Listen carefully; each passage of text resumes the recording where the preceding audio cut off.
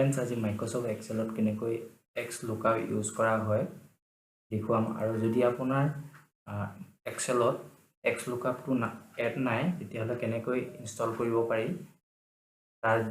link মই ডেসক্ৰিপচনত দি দিম আপোনালোকে ইনষ্টল কৰি পেলাই XLOOKUP টু ইউজ কৰিব পাৰিব প্ৰথমতে XLOOKUP ফৰ্মুলাটো কেনেকৈ ইউজ কৰো চাওঁ প্ৰথমতে আমি সিৰিয়েল নাম্বাৰটো 1 দিছো তাৰ পিছত আমি XLOOKUP ফৰ্মুলাটো ইউজ কৰিছো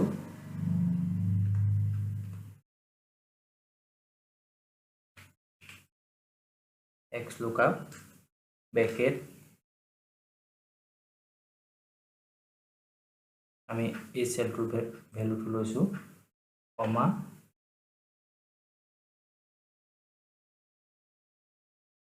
প্ৰথম কলামটো আমি সিলেক্ট কৰিছো কমা এতিয়া আমাক লাগে নেমটো সিৰিয়েল নাম্বাৰ 1 ত কোনটো নাম আছে এই নামটো উলিয়াব লাগে আমি এই কলামটো সিলেক্ট কৰিলো তাৰ পিছত ব্ৰেকেট ক্লোজ কৰিলো আৰু এন্টাৰ কৰিলো তাৰ পিছত ডেজিগনেশ্যন উলিয়াম আমি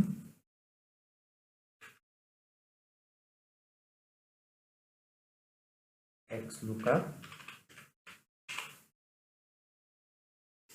ব্ৰেকেট সিৰিয়েল নাম্বাৰ কলামটো সিলেক্ট কৰিলো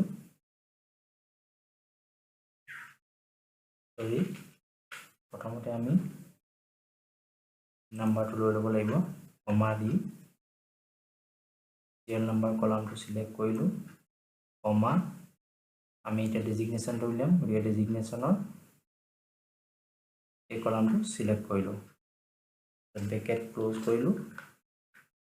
আৰু ইয়াত ডেজিগনেশ্যনটো ললে এতিয়া আমি স্যালাৰিটো উলিয়াম ইকুৱেল XLOOKUP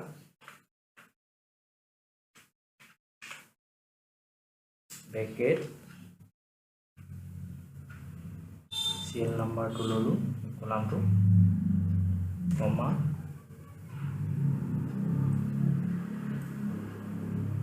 কমা দিলো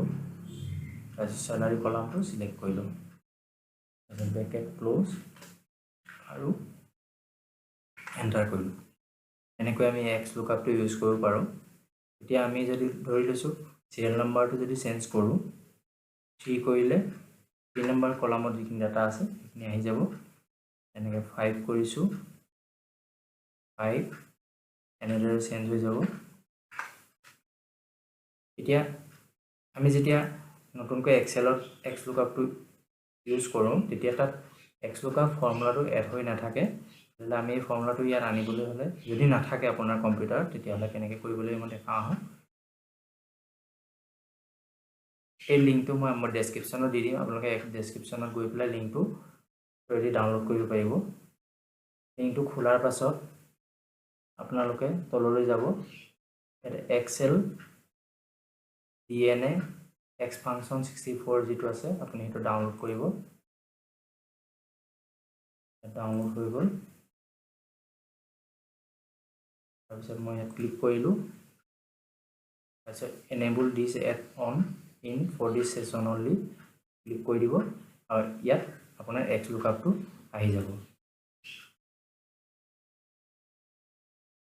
ফ্ৰেন্ডছ এনে ধৰণৰ কম্পিউটাৰ ৰিলেটেড নলেজেবল কন্টেন্টৰ বাবে আৰু বিভিন্ন ধৰণৰ ইনফৰমেশনৰ কাৰণে চেনেলটো সাবস্ক্ৰাইব কৰি ল'ব থ্যাংক ইউ ফৰ ওয়াচিং